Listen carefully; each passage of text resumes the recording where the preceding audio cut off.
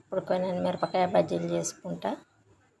చూడండి, ఒక 10 గల మిరపకాయలు తీసుకున్నా, కొంచెం అంత అద్దపావు అంత శనగపిండి కలుపుకున్నా, నూనె పొయ్యి మీద పెట్టుకున్నా.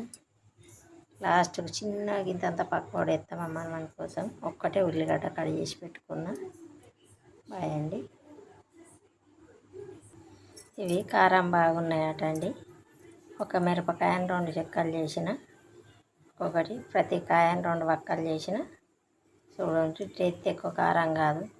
కాయ తినాలంటే నోరు మండుతుంది. ఇప్పుడు ఇట్లా చేసి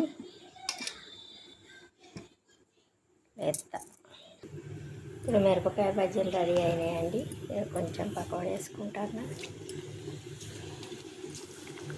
మన కోసం అవి కారం ఉంటాయి కదా, అవి తినడానికి ఒక్కటే ఉల్లిగడ్డ కోసి